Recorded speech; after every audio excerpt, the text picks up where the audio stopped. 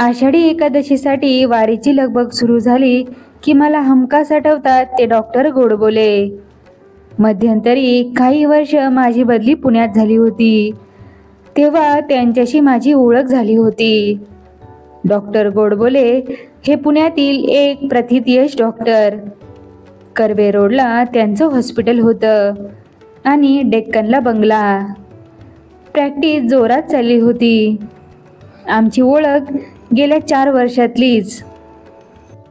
या भागात राहायला आल्यावर सकाळी फिरायला जाताना आमची ओळख झाली. दोघांना फोटोग्राफीची आवड असल्यामुळे मैत्री जुळायला वेळ लागला नाही. माणूस एकदम उमदा. एवढा यशस्वी डॉक्टर असूनही अहंकाराचा स्पर्श नाही. एकदम डाऊन टू अर्थ म्हणतात ना तसा. त्यामुळे त्यांच्याबद्दल मनात एक वेगळाच आदर निर्माण झाला. एकदा आईला त्यांच्या हॉस्पिटलमध्ये दाखल करावं लागलं. त्यावेळी या माणसाला अजून जवळून पाहता आलं. हसत खेळत मिश्किल टिप्पण्या करत असलेल्या पेशंटचा अर्धा हजार पळवून लावत ते. हॉस्पिटलमध्ये 2 बेड राखीव ठेवले होते, अगदी गरीब लोकांसाठी. उगीच महागड्या चाचण्या नाही, अव्वाच्या सव्वा बिल नाही. सगळ्या रुग्णांशी सारख्याच आपलेपणाने वागणारे डॉक्टर बघताना त्यांच्याबद्दलचा आदर दुणावला. वर्षभर काम करणारे डॉक्टर आषाढीच्या वारीसाठी आवर्जून सुट्टी घेत. हॉस्पिटलची जबाबदारी दुसऱ्या डॉक्टर मित्रावर सोपवून ते आपली गाडी, 2 सहाय्यक आणि औषधांचा साठा घेऊन वारीच्या मार्गावर निघत. जिथे जिथे वारीचा मुक्काम आहे तिथे जाऊन थांबत. गरजूंवर मोफत उपचार करत. शेवटच्या मुक्कामावरून शेवटचा वारकरी निघाला की पंढरीच्या दिशेने हात जोडून ते परतीच्या प्रवासाला लागत. या दिवसात ते वारकऱ्यांबरोबर राहत, त्यांच्यात बसून जेवण खात, गप्पा मारत. हे सगळं मला त्यांच्या मदतनीसाने सांगितलं.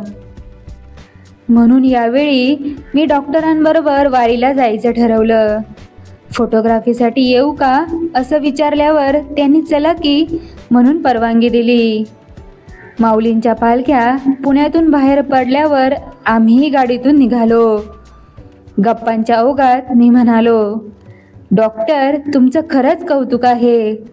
इतक्या निस्वार्थ बुद्धीने लोकांची सेवा करायची, तेही स्वतःचे सगळे उद्योग सांभाळून, हे सोपं नाही. परत या कानाची त्या कानाला खबर नाही. खरंच ग्रेट आहात तुम्ही. डॉक्टर हसले आणि म्हणाले, यामागे काही कारण आहे. तुला इच्छा असेल तर ऐकवतो. मी म्हणालो, सांगा ना डॉक्टर, मला खूप उत्सुकता आहे. डॉक्टरांनी बोलायला सुरुवात केली. 10 वर्षापूर्वी मी असा नव्हतो. प्रॅक्टिस चांगली चालली होती. भरपूर पैसा कमवत होतो. फार्म हाऊस, फ्लॅट अशा गोष्टींमध्ये गुंतवत होतो. हॉटेलिंग, परदेश वाऱ्या, मोठ्या गाड्या अशा तथाकथित स्टेटस सिम्बॉलच्या मागे धावत होतो. फोटो काढायचे, त्यांचं प्रदर्शन भरवायचं, वेगवेगळ्या स्पर्धांमध्ये मिळवलेली बक्षिसं मिरवायची आणि आनंद साजरा करायचा, पार्ट्या करायचा, हेच माझं आयुष्य होतं. अशातच डोक्यात आलं वारीच्या मार्गावर फोटो काढावेत. माझा महागडा कॅमेरा घेऊन गाडी घेऊन निघालो. रस्त्यात अनवालनी चालणारे, पावसात भिजणारे, मुक्कामाच्या ठिकाणी गप्पा मारत जेवत बसलेले वारकरी असे वेगवेगळे फोटो काढत होतो. ते वारकरी माझ्याशी गप्पा मारायला बघायचे. मला त्यांच्या जेवायला बोलवायचे, भजनाला बोलवायचे. पण त्या गरीब फाटक्या माणसांमध्ये मिसळणं माझ्या स्टेटसला शोभणारं नव्हतं. मी त्यातल्या त्यात एखादं चांगलं हॉटेल बघून जेवायचो, झोपायचो. अशाच एका मुक्कामी मला आबा पाटील भेटले. सगळ्या वारकऱ्यांसोबत जेवत, गप्पा मारत, अभंग म्हणत त्यांच्या बरोबरीने पडतील ती कामं करत होते. मी फोटो काढत असताना ते माझ्याजवळ आले. स्वतःचं नाव सांगून मला जेवायचा आग्रह करू लागले. मी झिडकारून लावल्यावरही न रागावता माझ्याशी बोलत राहिले. पण मी फार प्रतिसाद दिला नाही. नंतरही अधूनमधून ते भेटत राहिले मला. शेवटच्या वाखरी गावाच्या अलीकडे पोचेपर्यंत धुवाधार पाऊस सुरू झाला आणि गावाजवळ माझी गाडी बंद पडली. मी पावसात उभा राहून काही करता येते का ते बघितलं, पण गाडी काही सुरू झाली नाही. मी मात्र चिंब भिजलो होतो. शेवटी कॅमेरा गाडीत ठेवून गाडी लॉक केली आणि धावत गावाकडे निघालो. गावातल्या एका देवळात जाऊन थांबलो. कपडे पूर्ण भिजलेले आणि बॅग गाडीत, त्यामुळे तसाच ओलेता बसून राहिलो आणि व्हायचं तेच झालं. थंडी वाजून ताप भरला. गावाकडे यायच्या नादात कपडे औषध सगळं गाडीतच राहिलं. तसाच कुडकुडत बसलो होतो. तेवढ्यात आबा पाटील देवळात शिरले. माझी अवस्था बघून माझ्याजवळ आले. म्हणाले, तुम्ही कपडे तरी बदलून घ्या. म्हटलं गाडीत आहेत. तर ते म्हणाले, चावी द्या, घेऊन येतो.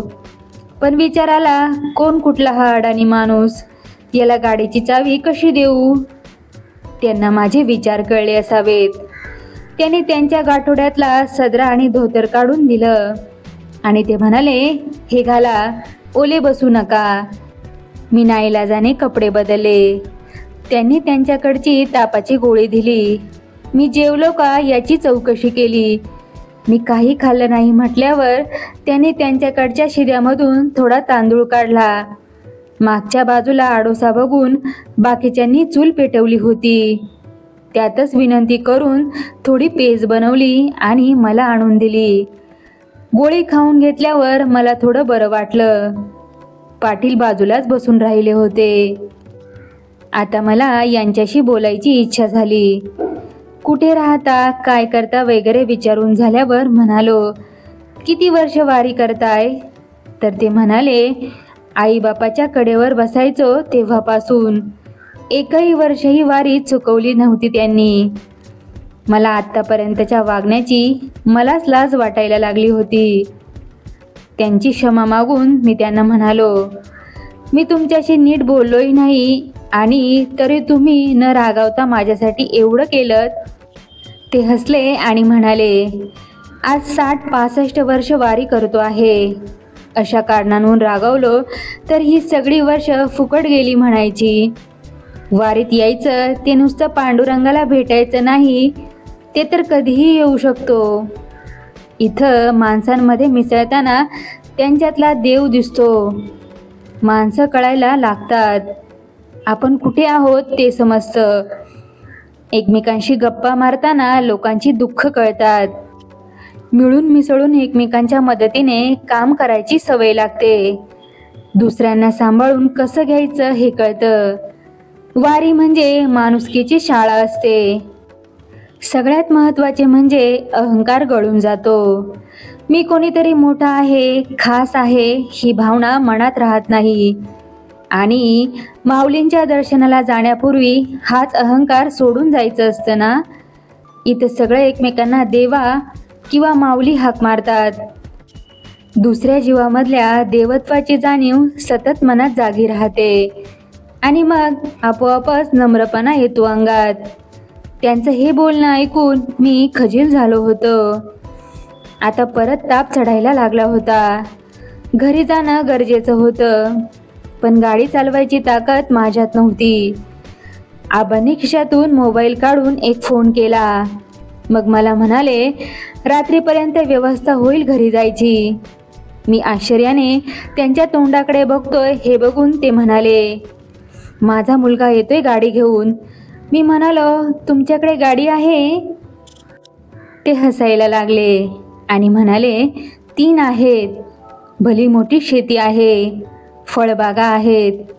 एक मुलगा आणि सून डॉक्टर आहेत. गावातच प्रॅक्टिस करतात.